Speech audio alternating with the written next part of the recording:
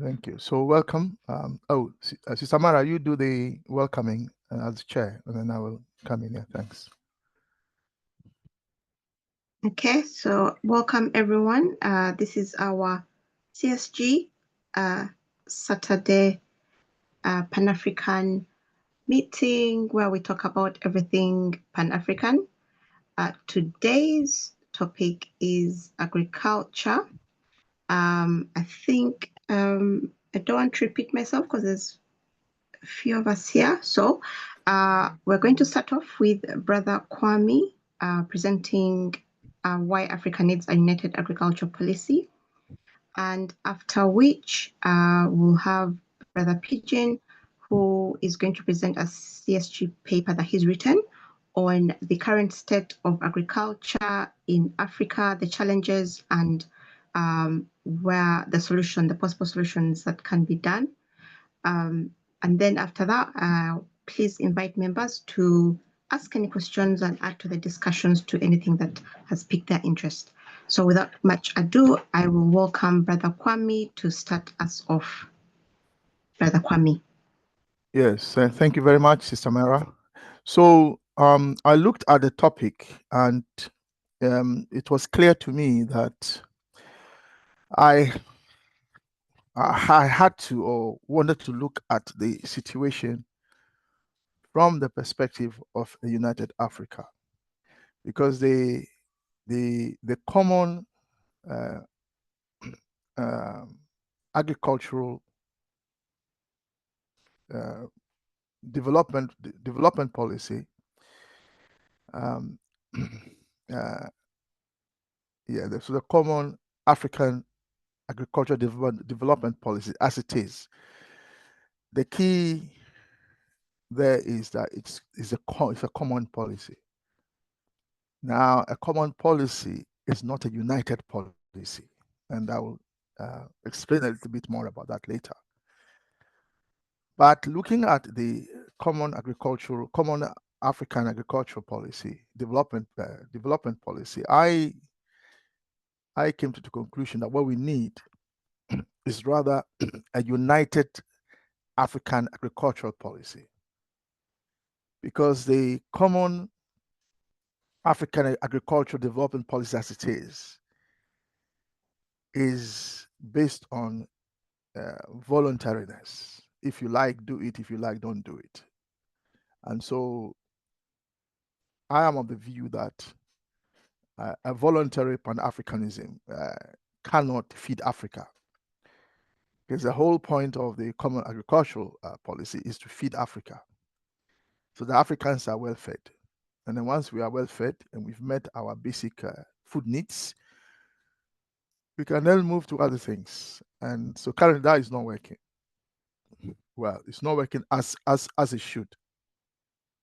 So here are some hard truths about the current policy. As an experiment, I think it's failed, because hunger has actually risen on the African continent. From 181 million in 1990, thereabouts, to 282 million in 2023, which is about 2 years ago.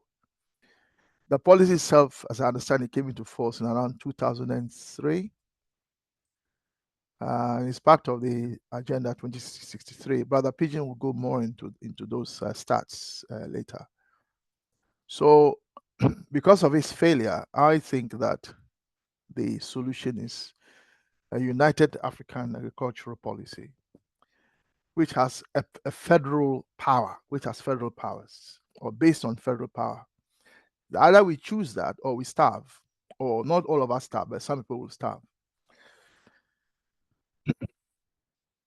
So in a way, this is my conclusion before I go into some of the data. Out of the 55 African nations, I mean, I always say that if you think about it, the idea that Africa with about 1.5 billion or more, which is about the same in terms of billions. China has the same number of population, kind of about. and they have one government, and Africa has 55. I'm surely is for me it is crazy. It's basically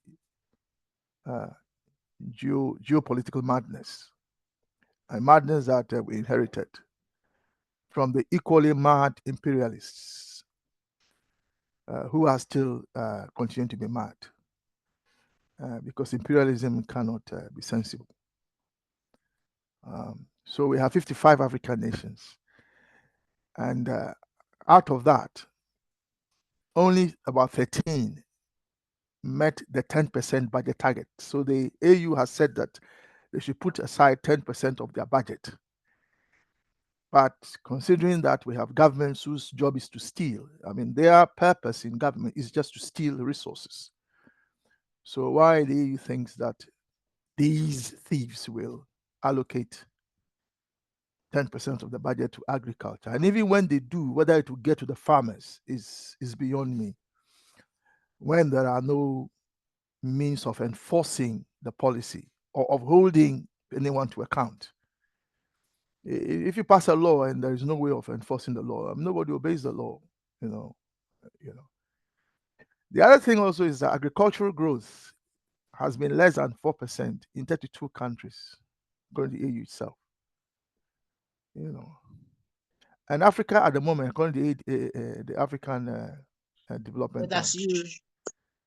is spending about 100 billion a year importing food. Imagine Africa is importing food, 100 billion a year on food imports. If we consider that as a waste of resources, and then we add this 100 billion to the 100 billion that is just disappearing from Africa every year, that is 200 billion. Now times that by 10, and we are talking about two. We are talking about 20. So we are 20. 2,000 billion. 2,000 billion that the continent is losing. For what?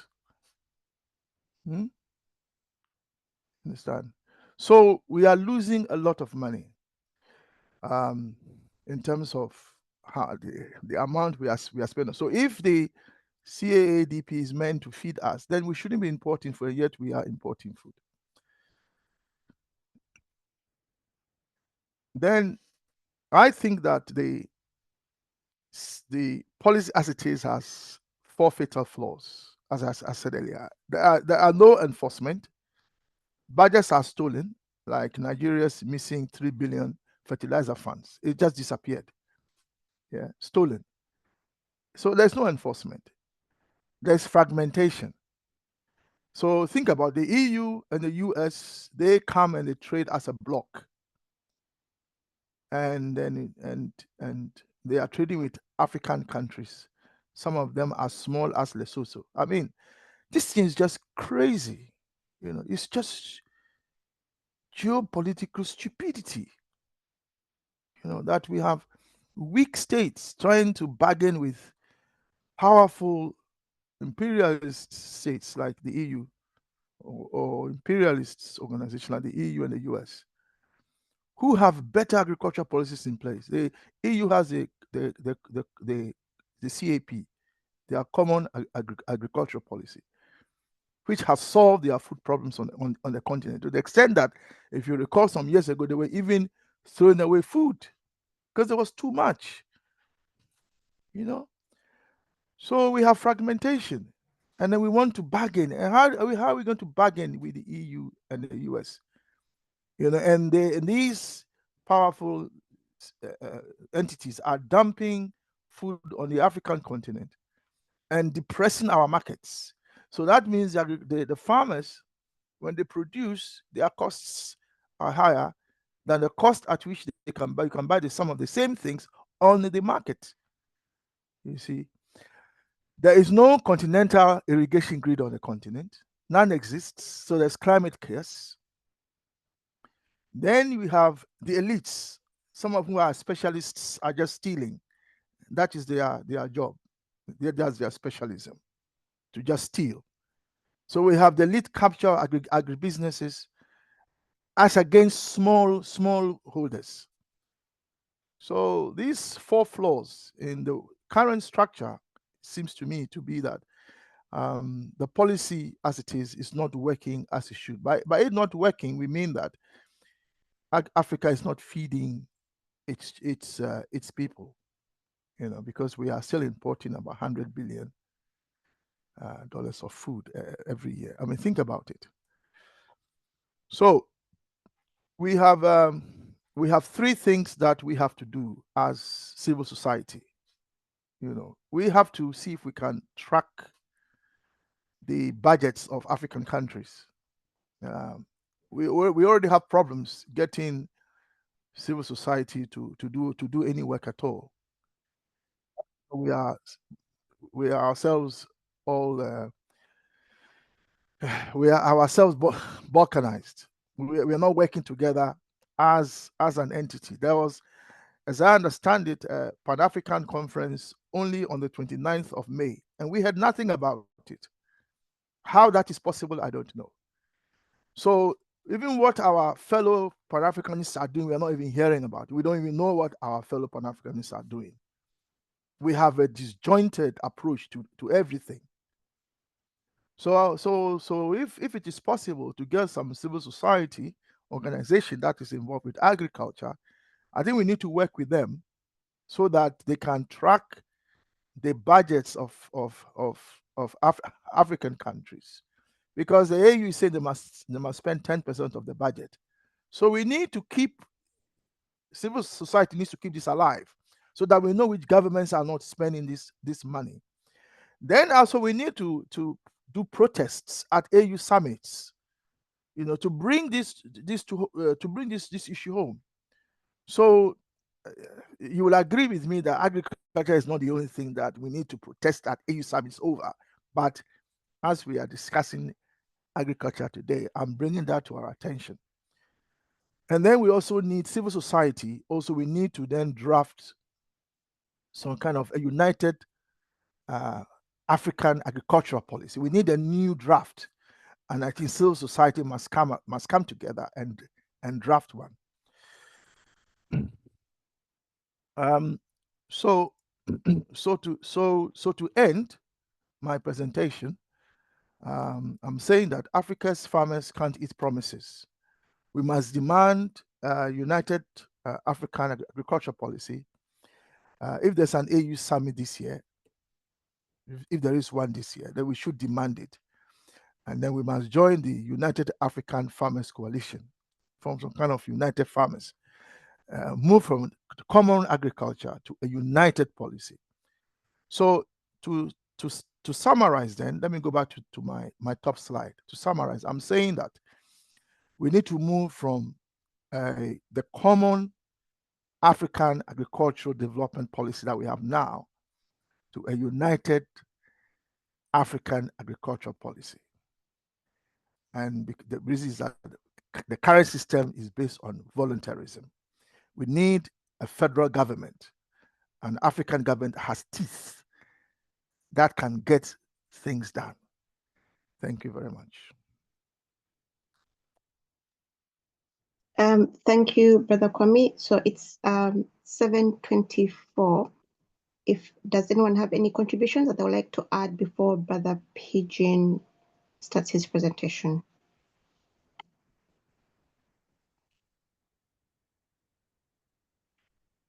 Okay. I will leave then the questions to after Brother Pigeon's presentation. Brother Pigeon, you have the floor now.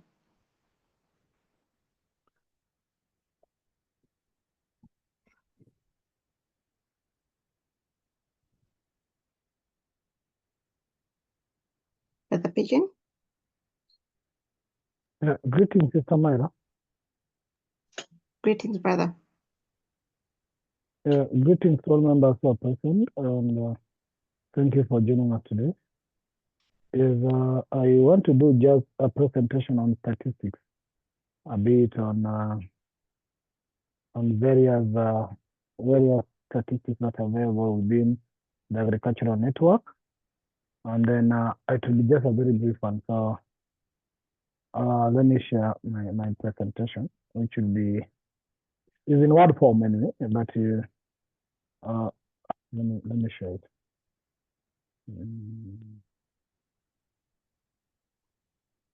Now you can see my screen. Yes, it's visible. Yeah, the intention of this presentation basically is all about, when we talk about agricultural transformation, is how do we attain agricultural transformation for purpose of food sovereignty, which is the liberalization of, and Brother Kwame has mentioned the unification element, and we want to also to look at the liberalization element, or to liberate our African countries from being sovereign in terms of their food. As you can see the statistics Brother Kwame has been giving, and you come across the statistic here, that we still import a lot. So the objective basically is to critically analyze agricultural transformation as a pathway to African food sovereignty. We are looking at the context that currently agriculture employs approximately 50% of African workforce. It contributes 35% to the continental GDP. But yet, the Africa spend only, as Brother Kwame was saying, but we spend only around 78 billion annually, close to 100 billion, which Brother Kwame was saying, in regard to food import. And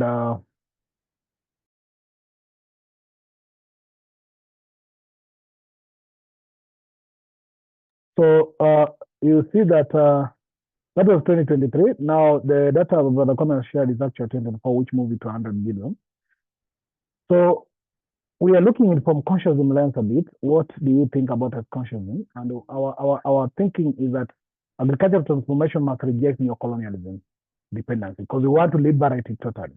So we need to prioritize local production alongside the proposal that the Kwame has been giving, and the equitable wealth distribution. So how can Africa leverage its 60% of world uncultivated arable land to feed itself and drive development? You imagine we have 60% of Africa uncultivated, just lying there, 60%, which means we have not used actually much of the land we have. So if we could actually extend this, we are existing currently with only 40%. We have about 60% of land just idle there or lying there. So you see that we have been making progress in African agriculture. For example, in Ethiopia irrigated wheat program, which has reduced wheat import dependency by 35% since 2020. So in Ethiopia decided just to take some acre of land to irrigate for their wheat production. In fact, Ethiopia is currently supplying most of African countries wheat. And these were with small farmers like either the Getahun, Tadis in Adama, doubling the yield through government-supported irrigation. I think Kenya was having some space where they wanted to, this is a million acre or what they were talking about, something like that. But what was funny with the Kenyan case, just to give this context, it was, I think, a million acre. Was it called a million acre or something like that? Then what happened is that they said that they were clearing the bush. So they wanted to clear the bush. I don't know, they were doing it manually. So they cleared a bush with 4 billion. 4 billion, that is close to, you're talking about 10 million USD. Not even 10, 30 million USD. They saying that was only to clear the bush. And after clearing the bush, they planted they planted maize for 100 acre out of another million acre. And they said they were now doing feasibility test. That alone took us over $50 million. And they said that was a feasibility test. Now, what they did in Kenya, they now say now we are calling investors to come and invest in this land. They went to look for Israel to come and invest. Surely, it's been one of the biggest scandals. So you see, for example, also Rwanda Climate Smart Agriculture Initiative, which include actually terracing and agroforestry, has also increased crop yield by 20%, and has supported 1.2 million farmers. The project called, from the source called Minagri. There's also AU Comprehensive Agricultural Development Program, the one that Kwame was referring to. It has actually spurred 42 countries to sign the compact. And what Brother Kwame was saying, out of signing, there's no commitment. So people just have plans and plans and plans. And then it's upon you to either decide whether you want to do it or not. So there's no proper commitment. If you look at the statistics here, is that Africa agricultural value added growth averaged 2.6% annually from 2020 to 2023. With countries like actually Ethiopia investing 6.8%, and Ghana 6.2%, which was meeting the CADP target of 6%. Few countries even meet 6% of their total budget, and yet people want to feed Africa. You know, in the constitution of my Kenyan constitution, I think is one of the article. There is article 43 of the constitution, which says that every citizen has the right to stay free from hunger, which means it's your right not to feel hungry, and that's what in the constitution. But you see, as much as the constitution says that, the government don't care. They can't invest the percentage to just deliver your right, which is a basic, not a privilege. So you see that you have smallholders, farmers that produce 80% of African food, yet only 10% have access to modern input. Go out to the villages there, see what they're using. They produce a lot of food, for example, for only the domestic services. They call it for food only, for eating, not for export or sale.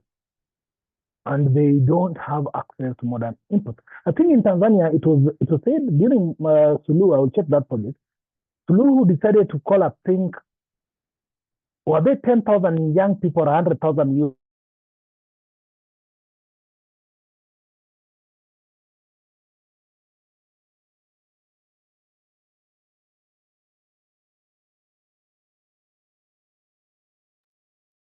Brother Pigeon? Yeah, Samara, he's rejoining. I think he's dropped off. Yeah. So whilst you wait for him to join. Yeah. Okay.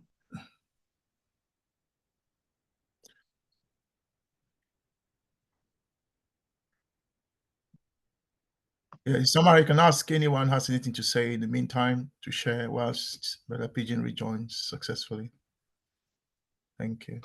Yes, please, members, if anyone has any contributions, thoughts, points that they want to raise, questions even, please feel free to raise your hand. I think he's back, Sister Mara. Okay. Brother Pigeon, are you back? Sorry, I don't know how I dropped off. Yeah, sorry, I don't know how I dropped off. I think my network is still okay, but I don't know why I was out of the meeting. Sorry for that. That's fine. The analysis is that the progress is evident in localized sectors, but an even adoption, what Brother Kwame was talking about, of CADP goals and limited private sector involvement, might hinder continental-wide impact. So conscious and demand are grassroots-driven policies to amplify this gain. And then we have threats on the agricultural sovereignty. So key challenges we have is, of course, climate change. So rising temperature, erratic rainfall, reduce the yield by up to 20% in sub-Saharan Africa, with 85% of farmland losing almost 30 kg per hectare of soil nutrients annually. So there's a lot of danger here. Then you see there's also external dependence. So Africa imports almost 50 billion. It's now more than 50 billion to 100 billion as per the latest update, what the economy has updated in agricultural inputs. So we import things like wheat, fertilizers. It's 70% of seeds sourced externally. Now talk about seeds. I know you know what called the seed sovereignty. In Kenya here, there's a movement, and I think people move to court to talk about seed sovereignty. With this coming of, I don't know, Monsantos and the rest of what they're calling themselves, they want us to start using their seeds. And we are saying we need to protect our local seed. And I think Brother Anunnaki is having a program and an organization that's trying to defend indigenous seeds. So when you're moving to a level where we'll start depending on those seeds from Monsanto, and most of them, in fact, there's even a seed policy in my country, that you cannot share seed with your neighbor. It's illegal.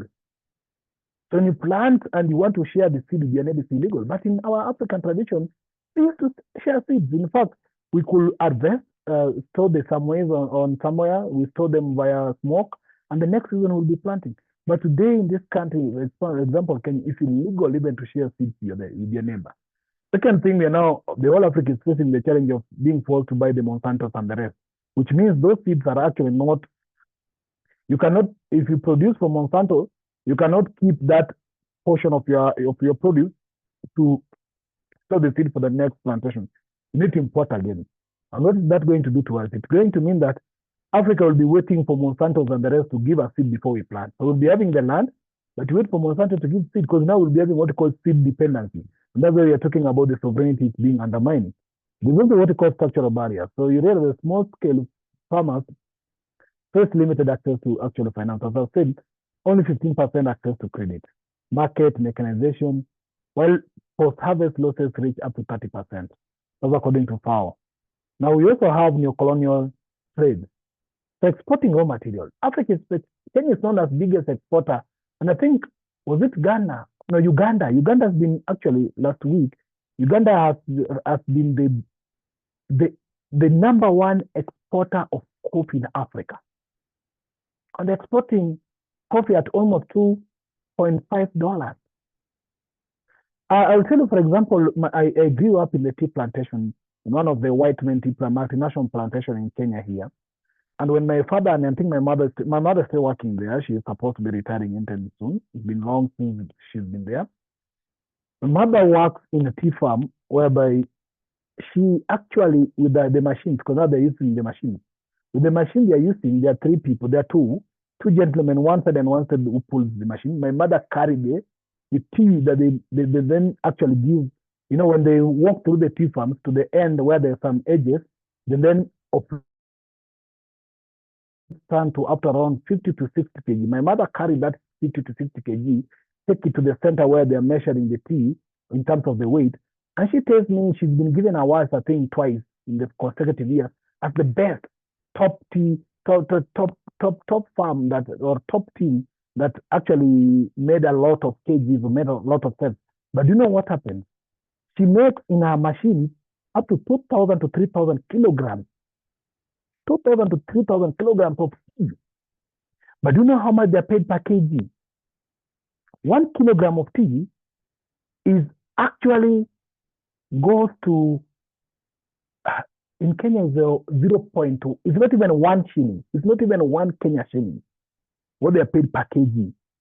They're paid 0.something Kenya shillings, which will be 0.0000 something dollar per kg. And they make around 3,000 kg, which means they make, if they produce around 3,000 kg, the three of them, then they'll get half of that money, which means they'll only make that day 1,500 Kenya shillings, which is equivalent to something like around 10. Yeah, something like around $10. Out of 13 or out of 3,000 kilograms, the team of my mother makes only $10 per day. Out of that, but they'll share the three of them. And that 1 kilogram of tea, when it gets to the export, because it goes from, when it gets to the export point, the custom point in Mombasa, 1 kilogram of tea goes for $2. While they made 3,000 kilograms of tea at $10, they are going to sell 1 kilogram at $2. You can just tell that level of exploitation. And that goes like that. So this actually drains. So you see, Africa is losing its tea. Africa is like exporting, for example, Kenya exports its 1 kg or its 3,000 kilograms at $10, while the white man out there is going to sell that kilogram at almost $5 to $6 per kilogram. That is the level of how this is going on. And you see, this drains actually, if you look at the kg, the coffee as an example, it drains 100 billion annually from Africa, as highlighted by the President Museveni in 2025. Now, the analysis, this threat reflects a legacy of colonial extraction, where Africa's resources enrich external economies. So consciousness calls for dismantling these structures through localized production and value addition to retain wealth here, so that we cannot take wealth out in that manner. But the potentials for feeding Africa. If you look at food security, the AU Malabo Declaration in 2014 aimed to end hunger by 2025. We are in 2025. That's the same way they were aiming to silence guns in 2020. But 292 million Africans remain undernourished. That's according to FAO 2024. Scaling local production could close this gap. But you imagine that the 6% that was just a commitment, only 3 to 4 or 10 countries in Africa are even meeting 6%. So how is Africa going to end hunger this year? That's what they're saying. So you look at, again, the economic impact. Africa food and agriculture market is projected to grow by $280 billion to $1 trillion by 2030. If value chains are strengthened, if value chain are strengthened. The AfCFTA also could increase inter-African agricultural trade by around 500, basically it's by 74%, sorry for that, by 74% by 2030, reducing reliance on external markets according to UNCTAD, which is enacted 2024. There's also social benefits. Agriculture can create 8 million jobs annually in Africa by 2030, particularly for youth, 30% of whom are unemployed. Agriculture. And there is a challenge that young Africans must now look at agriculture. I know we are in the process of tech savvy, AI, but you make money from AI and then you're going to buy food. So if nobody then invests in that agriculture, where are you going to buy the food? What will you eat? So things like wake-up call and a challenge to most of the younger people that we must take agriculture seriously. Then analysis is that agricultural potential lies in its ability to unify economic and social goals. The consciousness emphasizes empowering communities to control production, ensure benefits accrue to Africans, not to the foreign entities. There's issues of strengthening the transformation. So AU framework, the CADP, I think Brother Connor talked a lot on that CAADP that was to run from 2003 to 2035, and it was targeting 10% of national budget allocation to agriculture. But know that only 4% or only 4 countries by 2023. Imagine this plan came in 2003. 20 years later in 2023, only 4 countries had managed even to get 6%, which is Ethiopia, Benin, Lesotho, Malawi. And they made that target by 2020. So we are left with around 10 years to go. In the last 20 years, only 4%. It's very clear to you that we may never attain this declaration. Look, for example, the Kampala Declaration, which was calling for $1 billion in public-private investment by 2035 to triple Africa in inter-African trade, focusing on agricultural process or agro-processing and regional hubs. But you have to also benchmark some success. Of course, Ethiopia has aligned their program and they've achieved around 6.8% in agriculture, and they are now, through irrigation and cooperative, they're now serving around 2 million farmers. Nigeria, through OCPs, 80 farmers have provide inputs and training, boosting rice yield by 25% in states like Kano. Rwanda climate smart agriculture has reduced soil erosion by 40% and increased income for around 500,000 farmers. How do we reduce dependence? So local seed banks, we don't need Monsanto and the rest. Kenya actually has this center called Karo. So Karo is actually producing seeds for Kenya. It's the research, it's for livestock and research. There's the Kenya Animal Livestock Research Organization. It's one of the parastatals in Kenya. So such research centers and local seed banks could actually cut imports by 20% for maize and sorghum.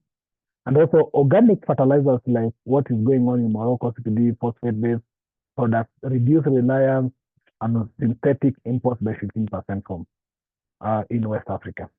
And we need still have room for innovation. For example, for 1,000 digital villages in 7 countries, Ghana, Uganda included, provide farmers with market and weather data, which increased income by 10%. Solar-powered irrigation in Senegal boosted vegetable production by 30% for around 50,000 farmers. The analysis is that these strategies require coordinated governance. And I think that's what Brother Kwame was saying, a unified thing. So we don't need whatever the CAP is moving for. We want a unified African agricultural policy, which engage also the grassroots and consciously demand that policies prioritize smallholders and reject exploitation from foreign partnerships. Now, key discussion questions we can have is the barriers. For example, what are the main obstacles to agricultural transformation? And how, from our Fed consciousness, we think this can be addressed. And our analysis, as you've seen, is top-down. CAP implementation often excludes small farmers. So we need something, a solution that includes community-led cooperatives. And we need participatory policy design. Now, for example, you see the Mali Farmers Union successfully lobbied for 15% budget increment in agriculture in 2023. How about collaboration? How can African nations create regional agricultural hubs to compete globally? And of course, we know regional hubs require infrastructures and tariff reduction under the AfCFTA or even common Africa agro parks. will process around 20% of this commodity. Look, for example, Ghana. Ghana Cocoa Processing Company export value-added products, and it retains around $500 million annually, dollars, just from that value added. We have also sustainability issues. Look about the role of renewable energy, climate smart practices in agriculture. And you see that renewable energy like solar irrigation have actually cut 25% of and mitigate climate impact.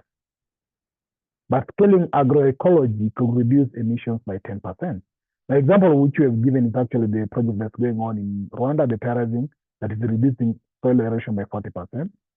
And we also have a diaspora. So how can African diaspora also contribute the expertise to this investment?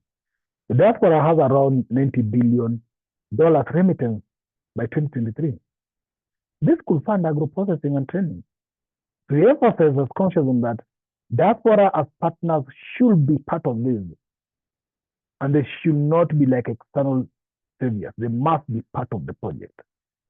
And we also have examples, for example, you see what Ghana Diaspora Investment Summit, the 2024, actually funded around 10 irrigation projects for 5,000 farmers. The FTCA also is here, which you can look at. Example, what it has done in Senegal to reduce the rice dependency. Now, we as consciousness, where we come in is what is our role? And part of our role is ideological framework. And I think that's what Brother Kwame has insisted on, a unified program. So we move away from CADP, whatever, to a unified program. So we look at agricultural transformation that must reject neocolonial dependence. We must center African needs and sovereignty. We demand policies that empower community, not purely empowering just multinational corporations. The steps we need to have is actually advocacy. We need to advocate. We need to mobilize grassroots movement. We need to foster diaspora partnership or for knowledge transfer. We need to promote land reforms to secure small tenure, and this will protect almost 60% of farmlands from corporate grabs. There's a project that's going on silently, and I know it's being funded by WHO or something foul like that. It's called 10-Minute City. 10-Minute City is why Kenya is coming up with a program called affordable housing.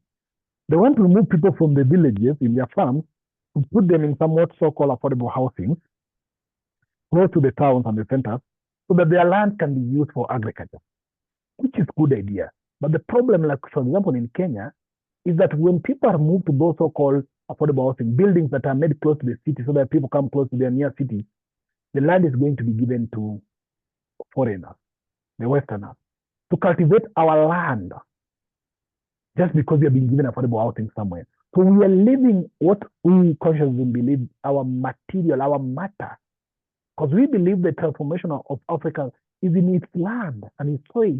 But here we are leaving it and taking it to somebody else. So Africa, we need an Africa where agriculture drives unity, self-reliance and prosperity. And this will fulfill actually Nkrumah's vision for a collective liberalization. The collective liberation or liberation is what we need, collective, not selective. Now, call to action from us is that we need to engage, we need to share more of our thinking in regards to this. And all this is what we are thinking, collaboration. We need to design campaigns as a class, as CSG, to promote local seed production. We need to see how we can collaborate with Farmers Union. And I think Brother Kwame has also been sharing this a lot in what we need to do. Just in summary, that agricultural transformation requires bold policies, innovation, grassroots inclusion to achieve food sovereignty and economic independence. The next step we look at is actually to draft probably a position paper on agriculture transformation. I think Brother Kwame has already come up with the concept on how we move to what we call United Africa Agricultural Policy. And it's possible that maybe August we can work together to have that document, and maybe we can see how we can forward it to relevant unions. And that is it for now. So references, you can get references from Africa Development Bank, Alliance for Green Revolution, Agriculture Transformation Agency, along other digital references that I've made too. So thank you, and back to you, Sister Myra. Sorry for taking my time. No, that's fine. Thank you very much for your presentation. And if anyone wants a copy of that document, please ask in the chat and we'll make it available. I'm sure that's okay, Brother Pigeon. Is that okay? Sorry if I may come in there. Yes, Chair, it's okay. But Brother Pigeon will put our copyright mark on it first, okay, before it goes out. Thanks. Okay. So thank you, Brother Kwame, and thank you, Brother Pigeon, for your very informative. This morning either, right? Wait, that's choice. Have a shower, have a bath. Okay, sorry about that, members. The floor is now open for any questions and discussions. And if there are no hands up, I will go in the order in which the list of names appears before me. If you have nothing to say, that's fine. Just politely say pass. And if you have something to say, please unmute yourself and share your thoughts. I would like to go first. So my mind went to where it usually goes after hearing a very informative CSG presentation, and that is in the face of progressive Pan-Africanists not having political power. What do we do to work towards these goals? Because as Brother Kwame and Brother Pigeon presented, we are aware of the problems. We know what the solutions are, but there's no political will in Alkebulan to implement these solutions. Our misleaders continue to sell us out. And I've also found that example of that Brother Pigeon gave about that World Health Organization or that international body. As soon as I had that name, my heart fell because I knew it was nothing good, and indeed it's nothing good. It's destroying rural communities, which should be rural development. I believe should be part and parcel of African development, and destroying those communities and pushing people cramming them into the cities, and eventually that they'll become slums. So that is the plan that they have for us. It seems like we will never be left alone. So we'll be crammed into cities, surviving while we work on the fields in the lands of our ancestors and our forefathers to feed the rich imperialists. And so it goes on and on and on. But when does it stop?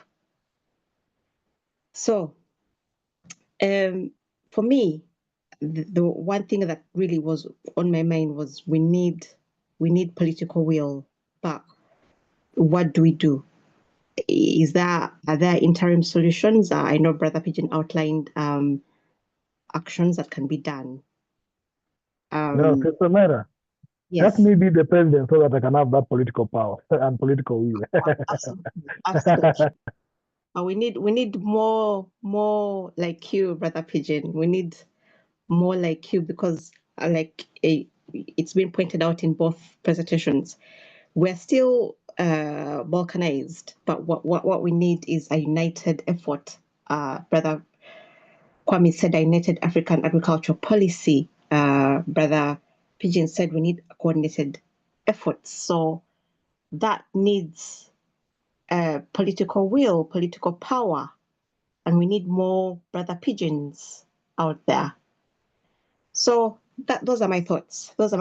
If anyone wants to add to that or anything that has been presented by Brother Kwame and Brother Pigeon, please feel free to share with members. That's why we're here, to share our thoughts and to share solutions.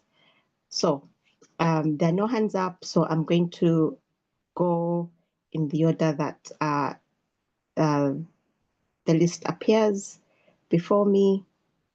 Sir Windhoek, you have your hand up. I will start with you. Sir Windhoek, you have the microphone. Greetings, everyone. Greetings, I hope sir. my background is not noisy. I'm driving, by the way. No, you're very clear. Just like you said, we need to have political power, and we need to have political willpower, if you like. policy after policy, workshop after workshop, conference after conference. After you drew this policy, who's going to implement it? So good policies, but no implementers. You come up with a good policy on agriculture, you give it to President Ruto. Do you think he's going to implement it? So we have to have the political power. Once we have the political power, we will be able to implement policies. So now the time frame is the problem. You have a policy designed and it stays there for 10 years, 20 years. All the African leaders are not willing to implement them. So the faster and the quicker we can get political power, the better it will be for Africa. And once we're in power and we know what we want, it will be not difficult to design policies suited for Africa. Thank you. Thank you, Sir Windhoek. Brother Bani Owusu Sechere, I'm so sorry if I murdered your name. You have the floor if you want to say something. You can unmute yourself. Okay. Okay, yeah, I got it. You can hear me now. Yes, you're very clear. Yes, please go ahead. Yeah, I joined almost like halfway, but at least I heard something.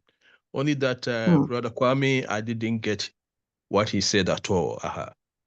Yeah, but as I listened and also the contribution by the last person, but my concern is something that I myself, I want to put into practice, that is a charity begins at home. If some of us can step into the role of even cultivating farms, and then this seed issue, which obviously, I mean, the Europeans want to, I mean, let me use the term, capture Africa automatically. I think we can also look at, why can't we have projects whereby we can store seeds, let's say for the future, should something happen. So I don't want to talk long. I think it was 2011 that I presented a paper on the commercialization of food processing in Africa. I'm interested more in agro-processing. And you see, it comes back to the same policies. And I like that my previous speaker said that if we want to talk about the policies and the policies and the policies, we will never end. But then, where do we start? Let's start by ourselves. You see, now we've started an MPO, which is more like, it's not political, but into the spirituality area. But what we want to do is that, let us fund ourselves. And how can we fund ourselves? If we dig the ground, we put a plant there, we put a mango here, we put an orange there, certainly give ourselves 1 or 2 years. If we put a chili or pepper or tomatoes, give ourselves 6 months, we will be making some money. So I think it's time we need to move a little bit from the concept theoretical level into the ground ourselves and demonstrate something. That is what I feel like what I want to put across now. Yeah. Thank you. Thank you, brother. So you're saying to start a sort of people's movement where people cultivate local and indigenous foods, and also start up seed projects that store our indigenous seeds. Of course, the point is, you see, my experience with these Europeans and whatever, even now with certain Asians coming in, You see, we can talk and talk, but if we step on the ground to do something, to get people act, not to talk, but to act. You see, this is the stage I feel we have reached. The practice, doing it. You see, action. Of course, this is the stage if actually we want to be inclusionized, I believe that this is the stage that we have reached now. Thank you very much. Thank you very much, brother. Also, brother Anunnaki, you next. Samira. Yes. If it's okay with everyone, I'd like to share, just so we're all clear on what we are talking about. We're talking about African food. So here is a list of African dishes. So the CADP is about feeding feeding ourselves through our food. Here is a list of food on Wikipedia. So I don't know if you can see it. Can you see it? Is it clear? I want to go through it. Yeah. So we've got achu or achou, how it's pronounced, from Cameroon. We've got mingoko, which is a dish of wild edible yams, Tanzania. We've got afan from Nigeria, kutiban from Morocco, akara, that's Nigeria. We've got aloko from Cote d'Ivoire, amala, Nigeria, asida, North Africa, atiki, Cote d'Ivoire. Then we've got the babuti, there's no picture there. And then we've got the banga soup, Nigeria, Ghana, and Cameroon. We've got the bazin, Libya. It's one that has no picture, called the bike. There it is, bike chak. Then there is this food here, seguapa, Southern Africa, Zimbabwe, Botswana, South Africa, Cameroon, Niger, Nigeria, Zambia, and Namibia. Then we've got the bambuti, which is South Africa. We've got the borewas, is South Africa. This is, I think, made from, I think, cow, I think. It's almost like sausages, if you like. Then we got this one also from South Africa. Then we got the braai. It's called braai Brutsji. South Africa, we've got brick from Tunisia, Morocco. So we can see that if I just go to the list, if I just scroll down, you can see all these African food, and clearly you can see that we can indeed feed ourselves. It's not that we don't have the food; we have the food. See, I mean, look at that, and that's just I've only got to E so far. And if we scroll down, let me just scroll down quickly. Not to take too much time on this, because the fufu from Ghana, you know, our brother who just spoke from Ghana, Brother Sechere, I'm sure he identified with some of these. We got the harira from Algeria. I mean, just look at that. This is African food. The kachumbari for East Africa, the kamunia, Sudan, the kenke from Ghana, and it goes on and on and on and on and on. I'm looking for something from Kenya. Like I don't know if I've seen something from Kenya yet. There is Uganda, the Mugoyo, but no picture. Brother Pigeon, Obusuma. That's a Bantu language. That's a Bantu word. That's a Bantu word. But it's a Kenyan food, though. In Swahili, we call it ugali. There you go. So basically, Chair, you can see that we don't lack food. We don't lack what to prepare. It's just amazing. This is a continent of such variety that, let me just go straight down. Let me just scroll down to Z, to Z.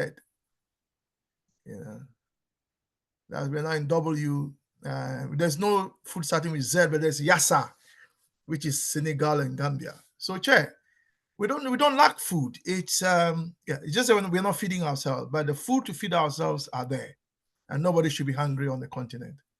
I thought in light of what brother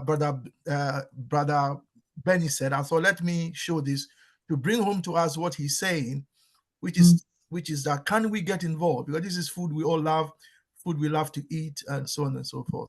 When I was in Nigeria in 2018, I didn't eat any food I can find in England. I only ate local food like amala, those sort of food. That's all I ate. But I was in Nigeria. Didn't eat any foreign food. Back to you, Chair. Thank you very much. Yeah. Sorry, who's yes. No, so sorry for coming in. I think Sister Portia, who is sometimes a member of our class, has actually started a project to document our traditional food. Okay. And those who are interested to join her might let me know so that I can link you with her. She wants to document all our Africa traditional food, the process of cooking, so that we can keep this virtually, so that the generation that are coming can be reminded of our traditional food and how we used to cook it. Because we are moving away from that, and this knowledge might be needed sometimes in the future. So Sister Portia is starting that. And I think I also was talking with my lady, we might be starting a restaurant where I might be interested to cook some of the traditional food that we used to cook, so that we can provide them to the small shops. Brother Pigeon, we can't hear. Oh, you're back. Hello, can you hear me? Yes, you're back. Yes, go on. Yeah, I was saying Sister Portia is doing that, and she wants to put them on a video recording. So maybe she goes to a community, engage them on the food they were using to cook. She records something like that, and then she can put it online so that we can preserve it. So the generation that can come can know the process and the procedures on how we used to cook this, and to ensure that also we preserve the products that were used for the cooking. But one thing we are losing very fast is the products that are used. We are not either planting them anymore. We are moving to something else. Like now, Africa is too much of the export thing. So if you know the dragon fruit fly, there's something called dragon fruit fly. It's now having market internationally. So everybody cut down the maize, everything else. We are in dragon fruit fly. So we are busy planting to feed the West, not about ourselves. And that's the biggest tragedy. So as I was saying, I'm also looking forward if we could start a restaurant with my lady, because she's good in chef and cooking, where we could be preserving traditional foods and cook and provide them to the people in the restaurant, rather than providing the high whatever, 5-star, whatever, those things. But you were mentioning General Nunaki that I wanted to point something before. The General Nunaki has brought to our attention severally, almost now a year, that there's an allocation and she is ready to give a land if you're interested to do any agricultural project, so that anything we think about, we can go to practical aspect that Brother Usu was talking about, so that we can have a land and do agriculture. As I've said, as much as we press the computers and we talk virtually, once this is over, we are going to eat. So if you don't plant, what are you going to eat? We will not eat computers. We will not eat AI. We will not eat TVs. Basically, that's my point. Thank you, Chair. Thank you, Brother Pigeon. Brother, also you have your hand up. Yes, I'm back again. Yeah, you see, the from what Brother Kwame was saying, I think the one other problem is we are not organized.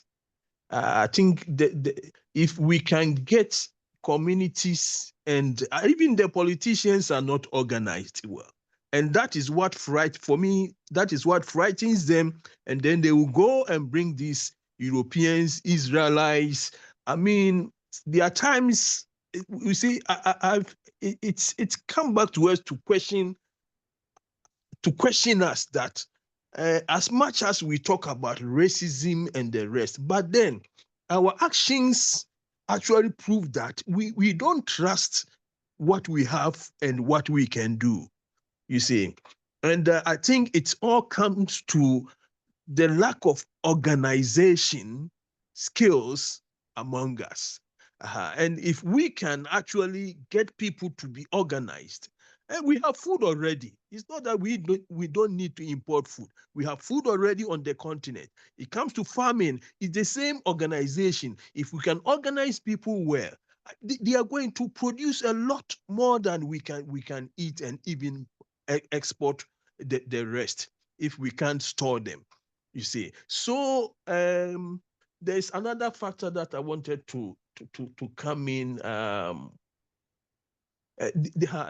are other countries whereby the cost of farming is far lower than some others.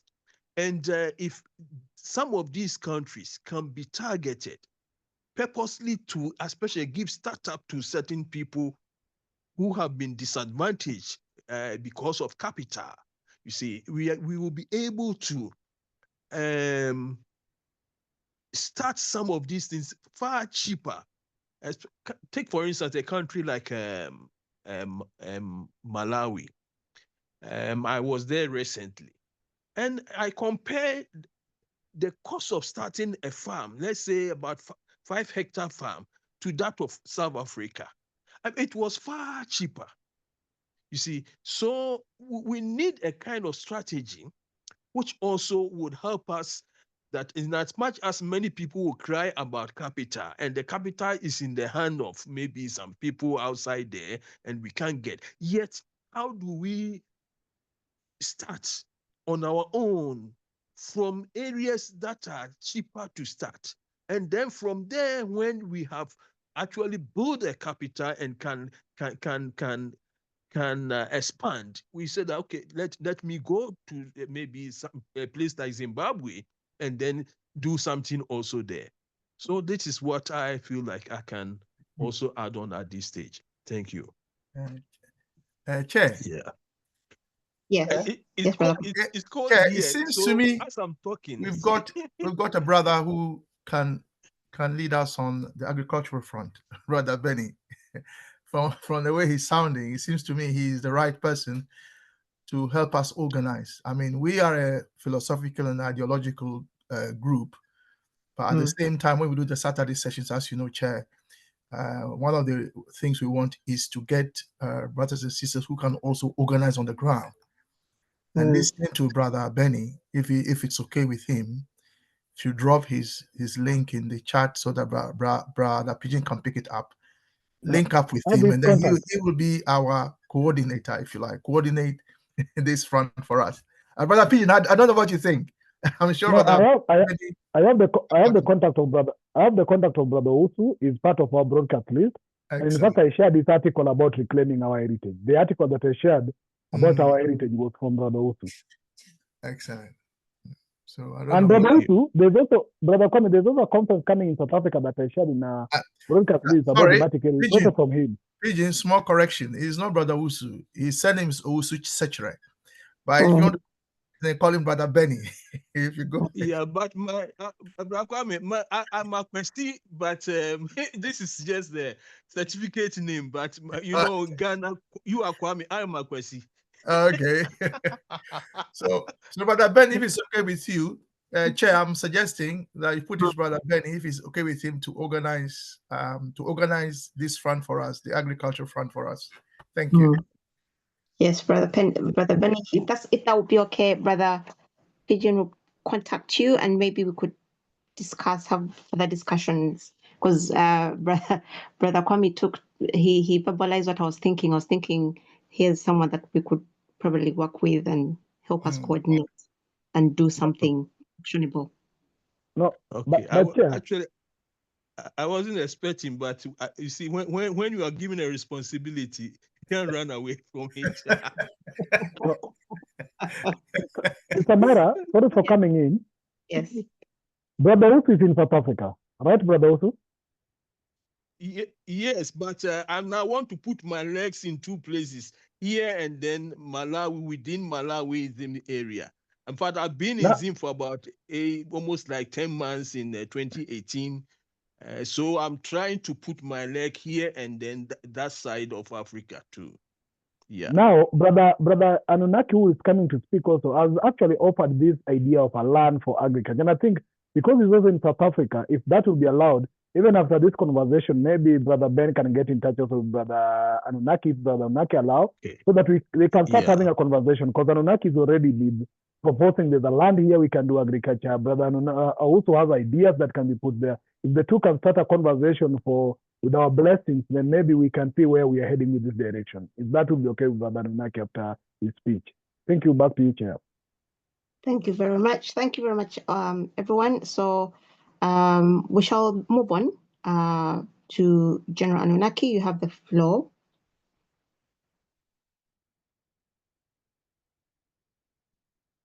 Brother Anunnaki. Give thanks from Africa, blessed.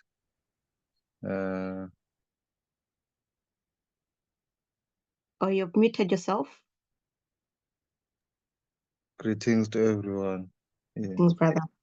In the southern hemisphere, in the darkness. Yes. Oh, okay. The thing is not there now to comment. Am I not supposed to comment on the presentation? No. Any thoughts on agriculture?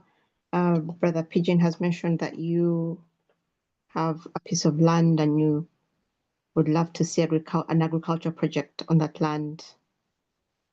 Oh, okay. Yeah, that's true, Mama Africa. That's true. Yeah, it's been there for like 3 years now. But get land, it doesn't get expired. So there's nothing we lost. Just need a proper organization and centralization plan of the CSG for us to have a branch that deals specifically with agriculture, so that we'll have officials who will record on everything, so that we don't get things mixed up, because that is a problem we have as Pan-Africanism in general. We have the ideas, the land, but we can't combine these things because of our individualism mentality. So that's the problem of us Africans. Nigeria have their own food. You just saw it there.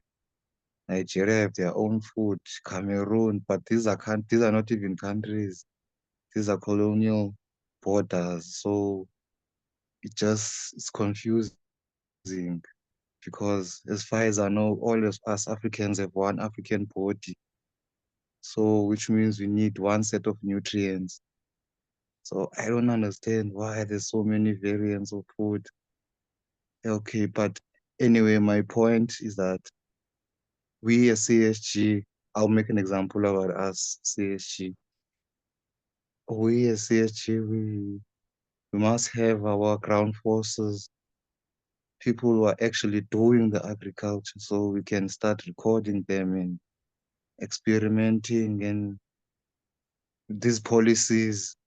We can lobby with these policies when there's something we are doing as an organization. It's also how South Africa works. Here in South Africa, you need to have an NPO registered in order for you to do community service.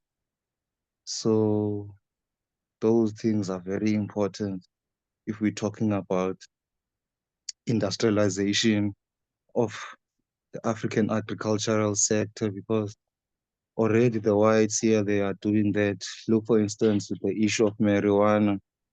Marijuana is free for anyone on earth. The Chinese are already making money out of it. Canada is already making money. Amsterdam is making money out of marijuana. But we as Africans, the one who plant this marijuana for everyone in the world, we're not even making a cent. We're not even considering making money out of it. So it's just an example. We also have other sacred herbs. For instance, the Halocrisium patiola, which is commonly known as impepho. So, which is a herb that Africans use to burn incense. Some they say for the veneration or to talk with the ancestors. Some they use this herb for healing alignments, a lot of healing alignments it has.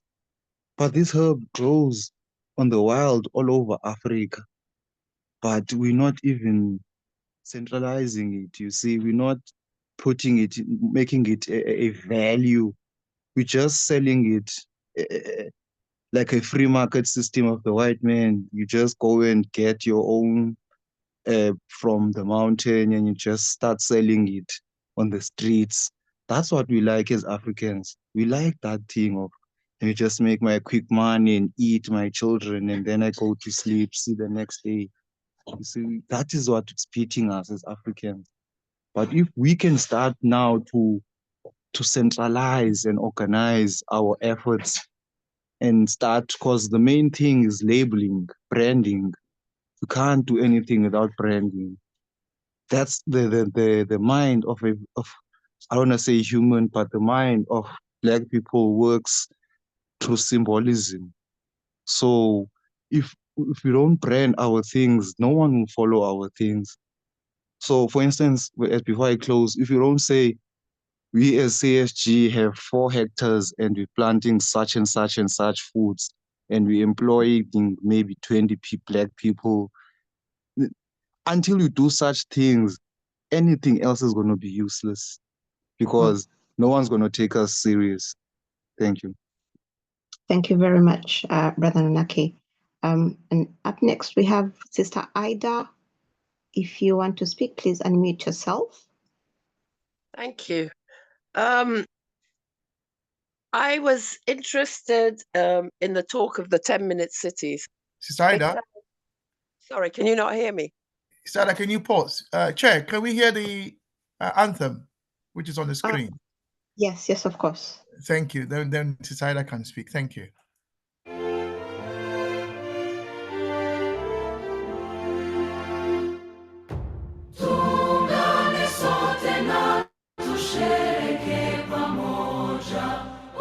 Ushindi kwa ukombozi wetu, tujitoe wenyewe, tusimame pamoja kulinda uhuru na umoja wetu.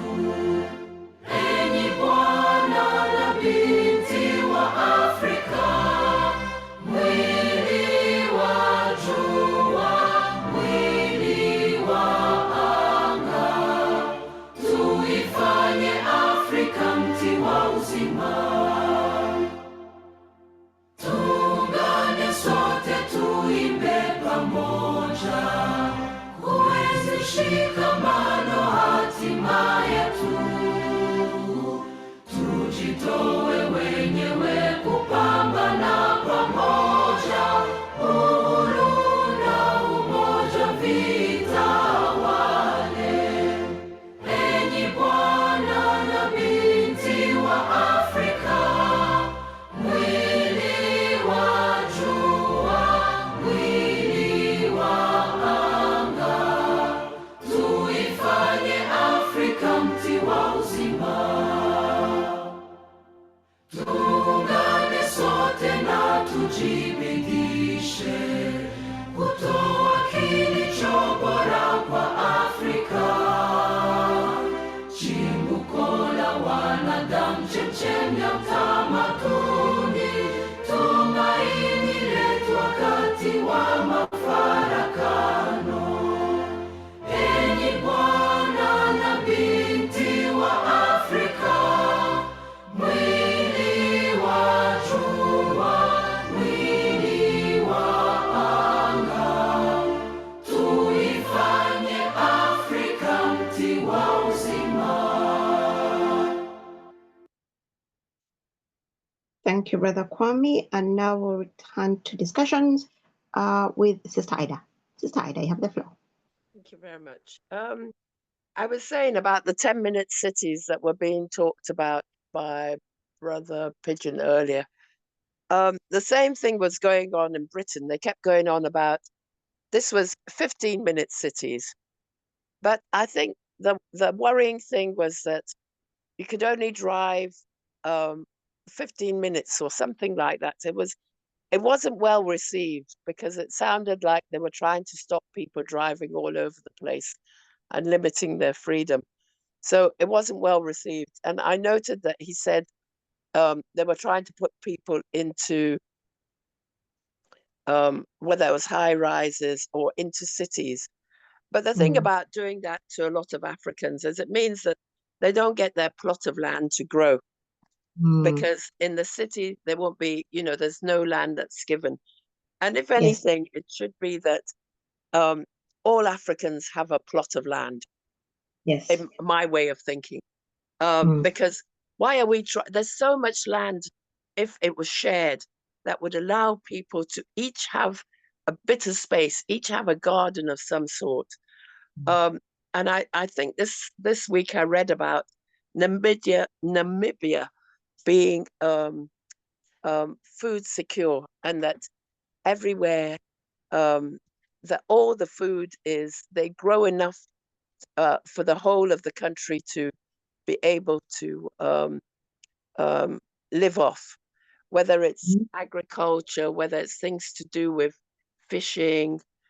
And they listed a whole load of things, but they were food secure. And I think, maybe we should be looking at Namibia and seeing what they are doing, that they can actually be, they could actually state such a thing. So those are the things that I've noted that I feel need to also be brought out in this conversation. But I see we only have half an hour left. I'm not sure how many other people haven't had a say. So I'll leave it at that and say thank you. Thank you. Thank you, Sister Oh, Ida. there was one other thing that I wanted to say. I wanted to say how important beans are in Africa. The fact that, in Ghana, a lot of things have to do with beans. And also the fact that, okay, everybody might not be able to afford the gas and the this and the that, but there's a lot of street food out there that at least you can get your breakfast, you can get your lunch. Maybe not so much the dinners, but yes, they're there as well. So I think that we should also take note of that, because not everybody can afford gas or charcoal or things like that. But the street food out there, serves for a lot of the community. I know that where I live, people come from far just to buy beans at lunchtime. So that's something to add. Thank you. Thank you very much, Sister Ida. I will quickly move on to Sister Shaza. If you have anything to say, please unmute yourself. Yeah, greetings. No, I don't really have anything to add. Okay, thank you, Sister Shaza. So Windhoek, you have your hand up. There's a few people that haven't spoken, but if you can say what is on your mind just quickly. So Windhoek? Yeah, thank you, Chair. I just wanted to remind my fellow Africans there that there are two Namibians on the African continent. Because this Namibia that is so much food secure, that you can call has got food sovereignty. It's another Namibia that is not this one where I come from. Oh. Yeah, people are dying from hunger. People are dying from hunger. Children are dying from malnutrition. 4 regions across the land, people have died even last year. I've been in the mountains in the Okunene region, where the so-called Ovahimba, Ovatwe, those marginalized communities, people are dying. Omaheke, one of the richest region, rich in terms of cattle farming, children are dying from hunger like a cow that is in the drought period. So to say Namibia is food sufficient, seriously, that's so flabbergasting. I don't know who's selling Namibia so nice to the outside world. He's doing a good job. We can't even produce maize. We can't even produce maize for own consumption and for livestock. So which one? We used to produce a bit of mahangu in the northern regions, but that's not even enough for the regions themselves. So seriously, that's an overstatement. Thank you. Thank you, Sawinok, for that clarification. So there's a couple of hands up. I think we have enough time. It's only Comrade Achuka that hasn't spoken. So I'm going to allow Brother also Sechere to speak, and then after that we'll have Sister Ida. Brother also Sechere? Yeah, to clarify, to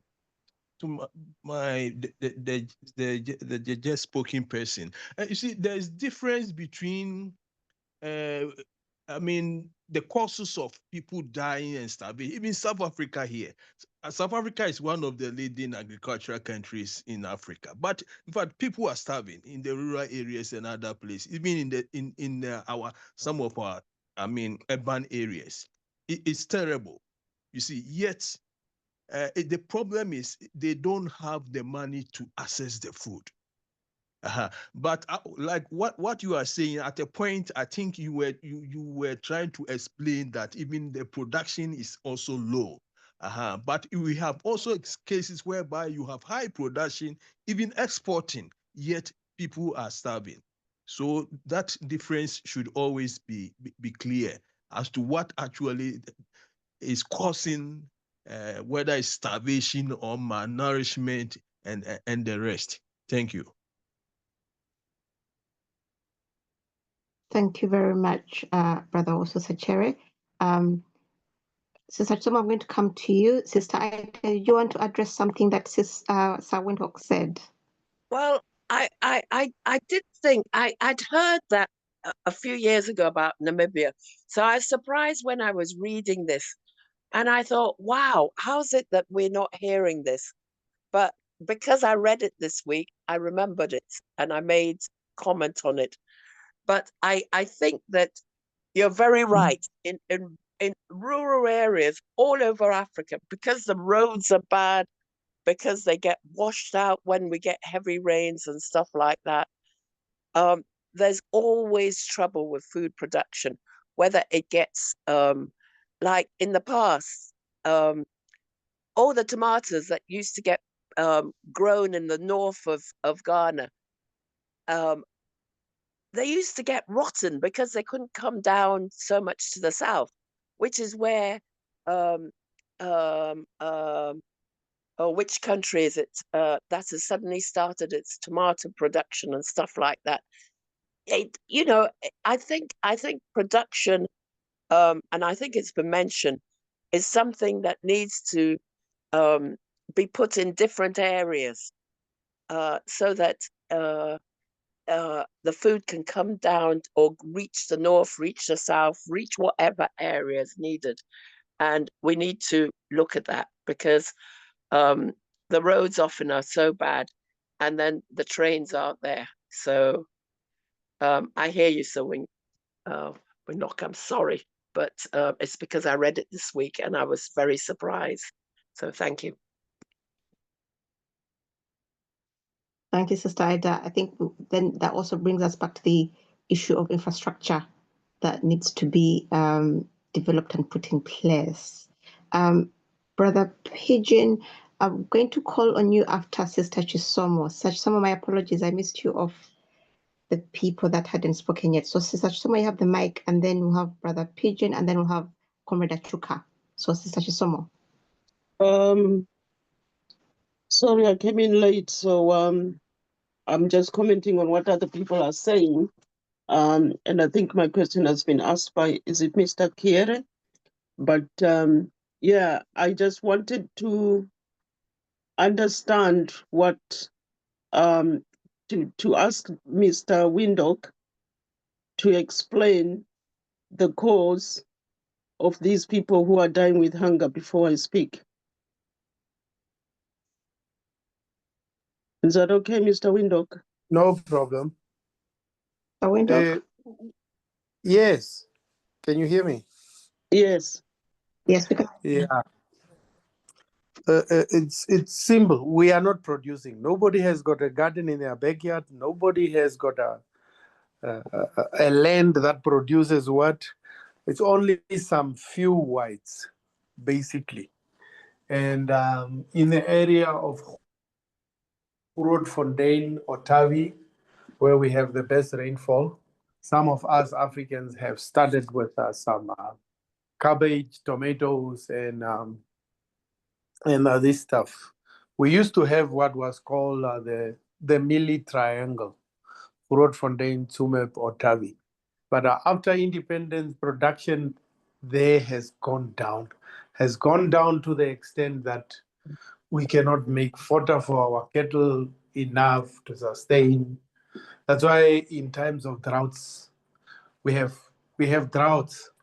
Every year is almost a drought year. And we rely on China. China gives us some rice, whoever can some cereals. Our production output is just low. That's the cause. Okay. So Thank you. you spoke because you said two worlds in Namibia, one that's producing and one that's not, being these people who are dying. And you've just said, I expected you to say that, so you said it. I didn't want to say it before you said it, that these people don't grow anything in their backyard.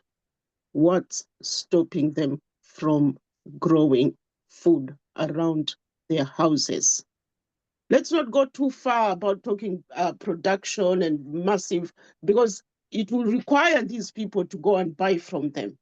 When they've got their own space around the house to grow, what is stopping them? What is stopping them?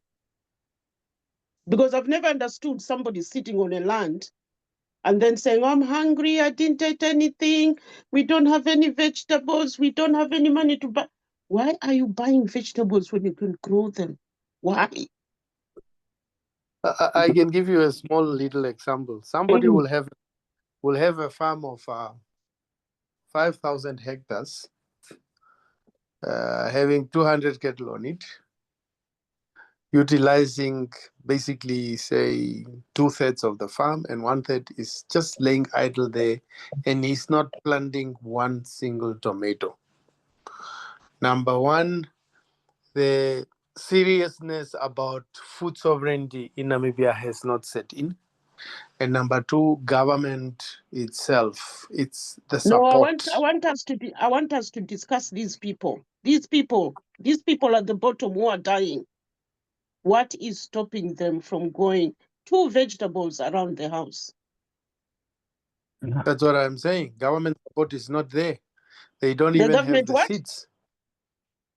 Government support is not But the there. seeds are in the shop.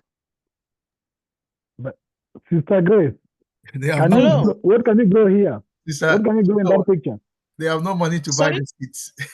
What can you grow in this They have picture? no money. What They in have that no buy money them. to buy. The seeds will be gotten for free. And the seeds free. I still don't understand. I've these arguments in Malawi.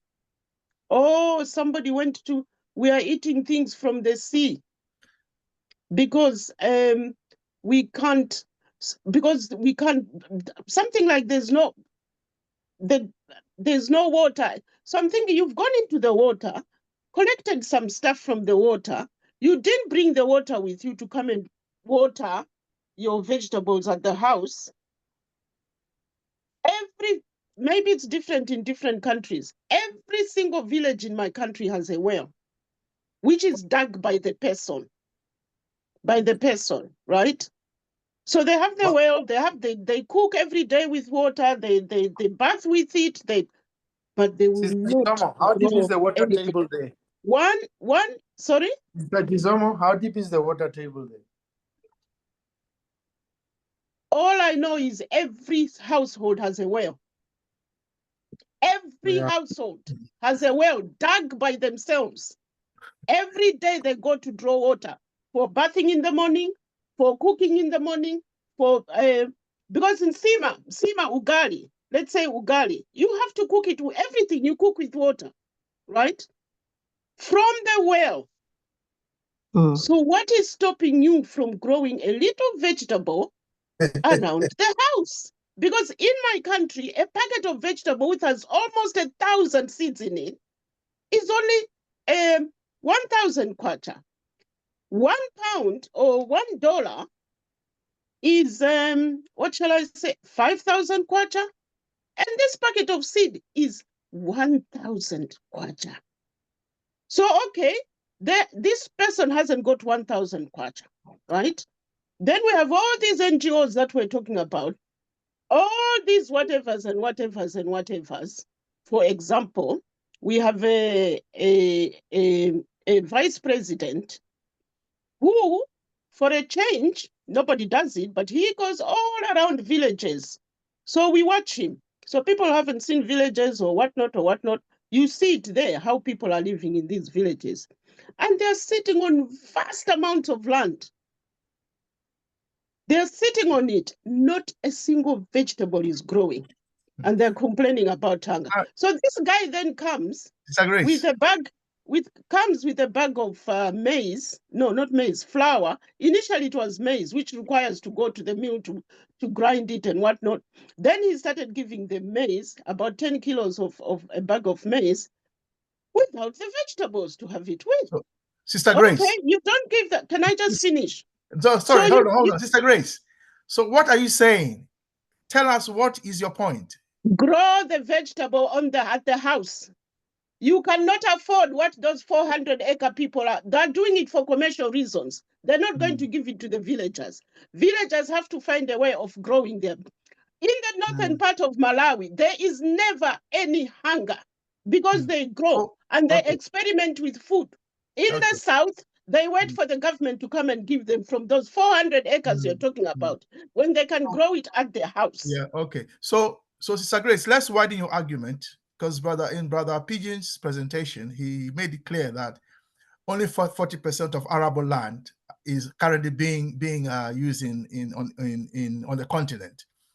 So 60% of African land, arable land, is uncultivated. And I think the point you are making fits into that. Yes, it's uncultivated, exactly. But those who have it are still not using it. That's what the other problem is. And they will hunger. What about that land you're sitting on? What are you doing with it? So Sister Grace, so in light of what Brother Benny has said, that we do a lot of talking, so why don't we start some organization? And also, they will wait for the rains to grow maize. That's the only thing they know how to farm. Maize, once a year. That's how they use the land. Just once a year to grow the maize you're talking about. They grow it, then they use fertilizer, spoil the whole land, this chemical, that chemical, they buy all that stuff. At the end of the day, no yield. Then they start crying again. Oh, the maize did not grow, this did not grow, and then government must find the, just playing into politicians' hands. They just abuse them.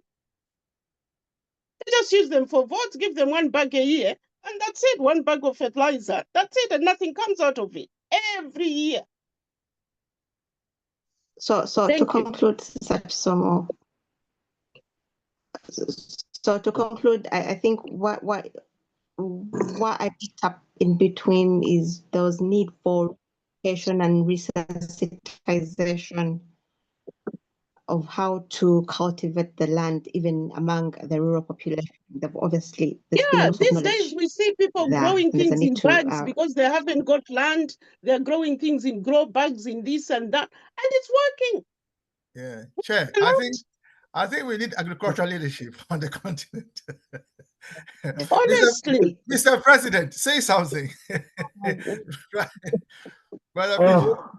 Thank you. Yes. Can I come in? Yes, please, Brother Pigeon. Just be mindful that we've got one person who hasn't spoken. Go ahead. Okay, I'll be very brief. One is that, and I'm listing in my presentation the key challenges for African agricultural sovereignty. One is the climate issue, and I'll give you a practical example in my country. In Kenya, for example, almost over half of Kenya is not receiving adequate rain. And these people have turned to be pastoralists. Because they cannot plant, the area is too dry, there's no infrastructure, because you can do irrigation. Even in a dry land, you can do irrigation.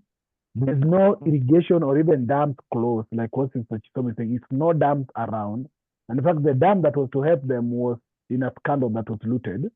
So in that area, where we call the north part of Africa or north part of Kenya, it's purely dry, which means these people cannot plant.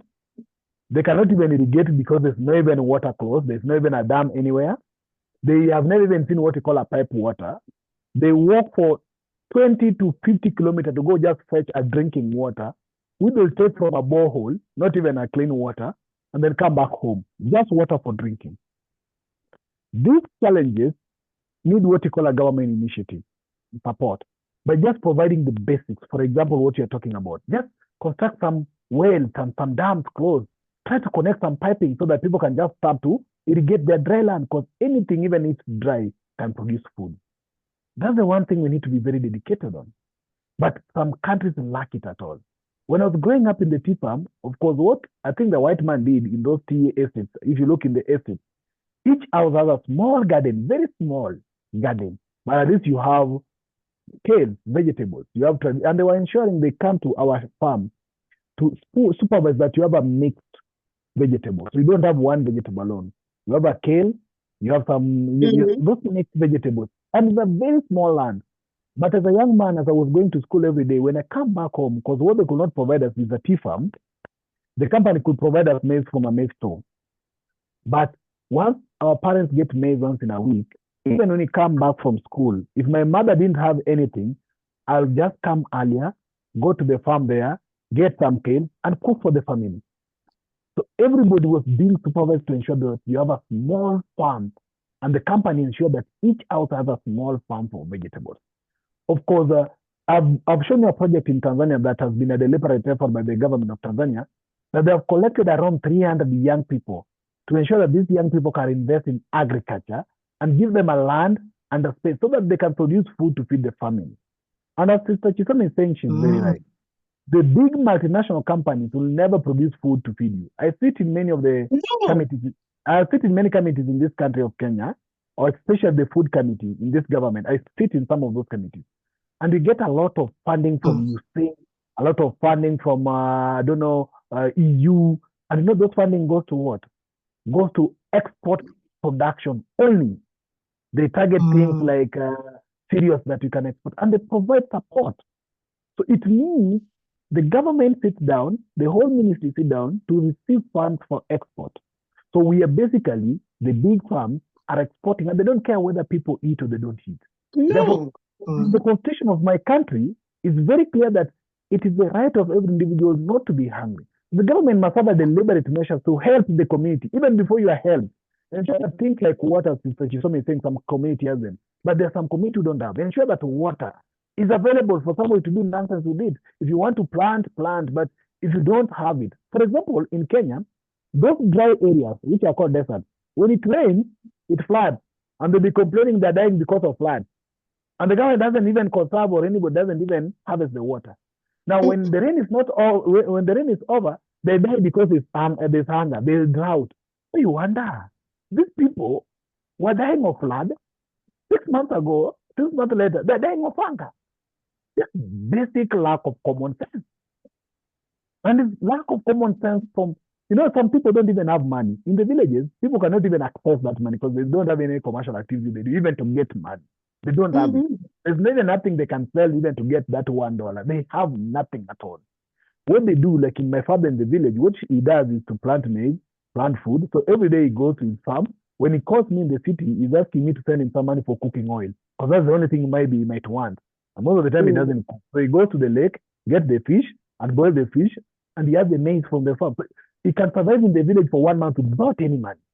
But in societies where people are facing some of these drought challenges, look at this program that Tanzania did. The Tanzania government decided to ensure that they engage 155 to 310 youth in agribusiness, and depending on land distribution.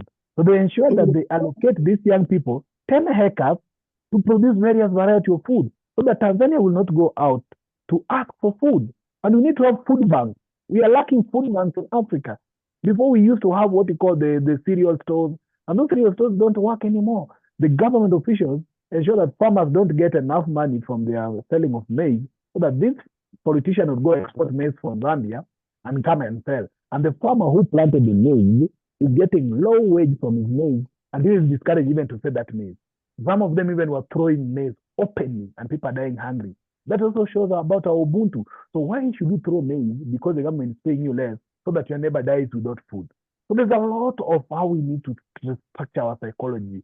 But as what Sister Chisomo is raising, there's an individual responsibility and there's a government responsibility. And each person must play their responsibility. Mhm. Thank you. Can I just quickly comment? I don't know if you Pigeon watched JT. You had a guy called JT in the country, Trapflix, an African American from the States, who started with Burkina Faso and then he came to live in Kenya. He was going around Kenya because he doesn't deal, and this is what we shouldn't be doing, mixing up commercial farming and subsistence for people who just need food, and they're not doing it for sale. So what he did is, he was never interested in government officials or higher level staff. All he did was worked with chiefs, looked at what this village is doing and what they haven't got and what not. He would hire that drilling machine with the help of the diaspora in the States. They'll just send him money. He went from village to village, just drilling. And everybody, oh, I want to do one. And do you see what I mean? He just drilled in those places you're saying that it was the same story. Oh, they go 100 miles to go and get water, blah, blah. He just came with these things, water is out. Goes to another one, water is out. Goes to another one, water is out. So as people, as a community, as a continent, how much does that need? Just how much? If one person can do it, a few people are still doing it after Trapflix. He had to go back to America. I don't know, there were some issues with some people in Kenya. So he left. So other people are still doing. He just announced that certain people have gone into Ghana. To them, it's just a kick, just to see that water coming out and villagers coming, getting some water for a change. What is stopping us? What is stopping us as a people? We are fighting farmers. We are fighting politicians. Leadership. Honestly, What is stopping us is leadership. honestly, It's leadership. Leadership at every level. That's what is stopping us. And Brother Benny is saying that if we talk less and organize more, we can solve the problem. Brother Benny, over to you. Chair, just a reminder, we've got 27 minutes left. Yes, we have one comrade, Comrade Achuka, so I'd like Comrade Achuka to speak. Because I think that the only one that hasn't spoken. So if Comrade Achuka, if you have anything to say, feel free to unmute yourself. Okay, thank you, comrades. This discussion is indeed exciting and at the same time striking. I don't know if I'm loud. Yes, you are very clear. Okay, thank you. The food security question in our continent is quite a tricky one because on so many fronts we are leading. We have the best climate in the world. We have the highest share of arable land in the world. We have almost the highest population in the world, with above 50% being the young population. Ideally, we should be able to put that into use to meet our needs. But the reality on the ground is, it is not working. As people, as scholars are thinking, and they have run models and so many things. So, but when you go down, for example, the debate on Namibia, it is down to so many things. One, as Comrade Pigbin said, one of the issues affecting us globally is climate change. That one, we have no doubt about it. We have a country like Uganda, where outside it's looked at like it has a uniform climate, but when you go inside Uganda, you will find that there are places which receive rain once in a year, and that is somewhere near is near Western Kenya, some place called what? Karamoja. They receive rain once in a year, and they have been the beneficiaries of the United Nations World Food Program almost every year. Okay? The organization had to come and feed them like their own children, which was quite devastating and it caused other problems, which we shall discuss later. So in that case, it becomes critical for our governments and also us to examine that issue, not from one angle, but from multiple dimensions. For example, how is the household income?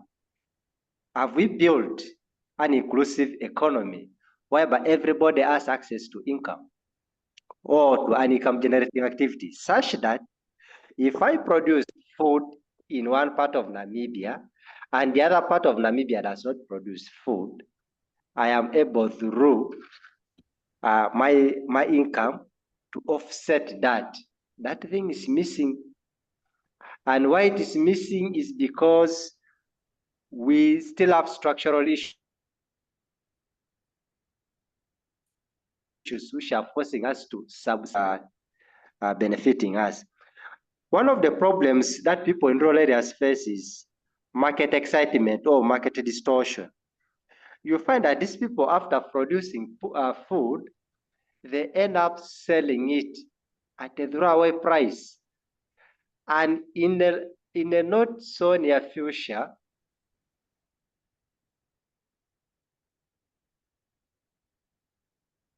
in the not so far future, rather, the prices. Yes, hello? Sorry, you had cut off. You come back. Please go on. I can go back. Okay, so I was like, on market excitement or market distortion, we have a tendency of most of our people in rural areas or even commercial farmers, whereby when they produce food, they sell it at a throwaway price, and in a not far future, they are sold the same food at exorbitant prices. Now, this is where the food insecurity issue comes in.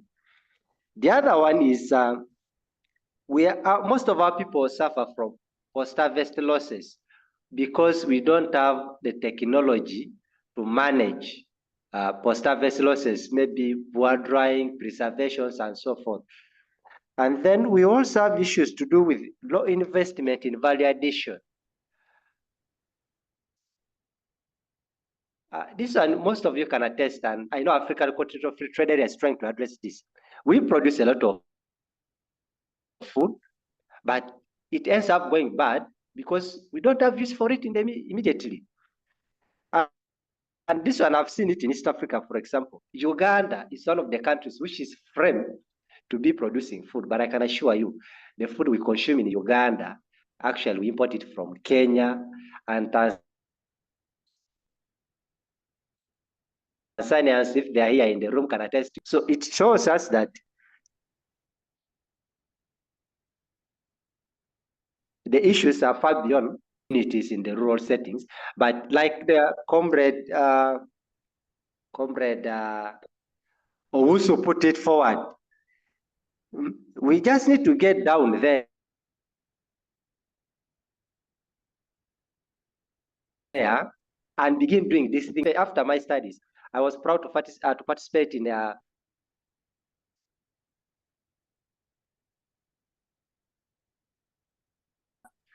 most of the projects take advantage of climate smart technologies. But of course, it was a short-lived project, and the government again had to transfer me from there. But I was devoted because these are technologies that have worked. They have worked in Namibia, they have worked in Israel, and wherever. It's just that we are not getting to trigger, to make people appreciate knowledge. I beg to submit. Thank you very much, and thank you for keeping within the time. We have 1 minute to the end, so I'm going to bring this meeting to a close. Thank you so much. It's been a very informative, very lively discussion. I'm sure it will give all of us here a food for thought, pun intended. And just to make a few announcements, we have our usual Kiswahili class every Tuesday. So please join us or inquire within the chat about the times. And we also have our Thursday philosophy class.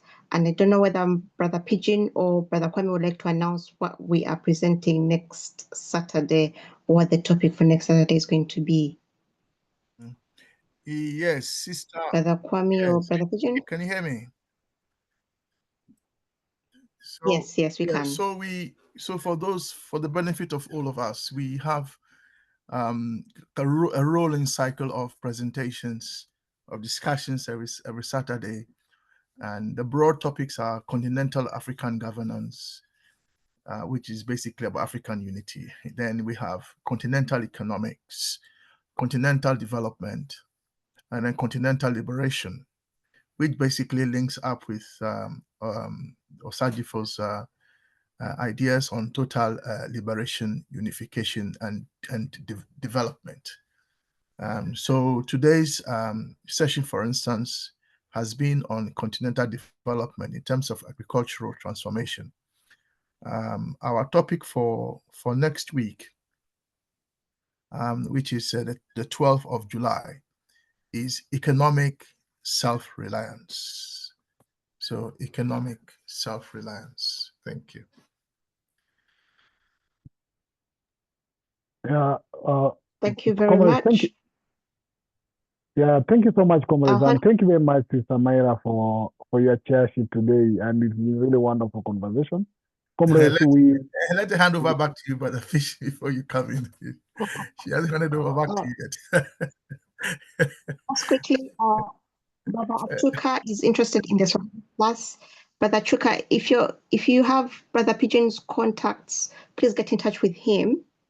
Or if not, I don't know how the best way to handle it. If you can post your number in the chat, and then we'll pick it up, and then we'll contact you about the Swahili class, or we'll add to the Swahili group.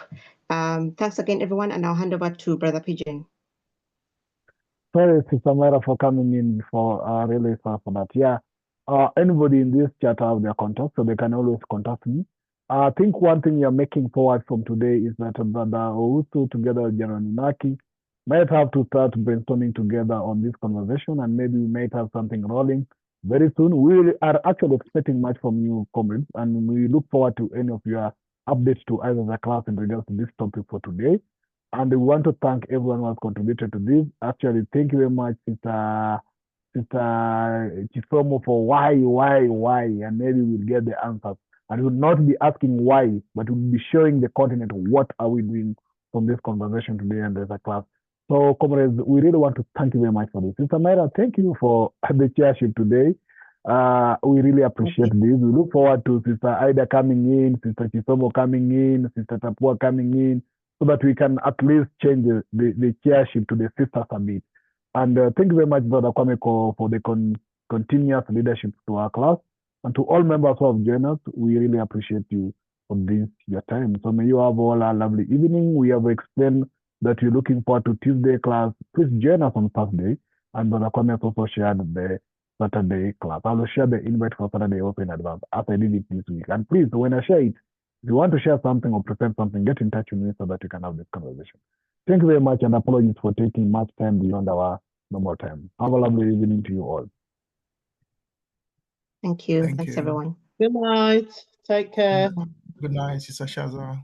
Bye. Thank you.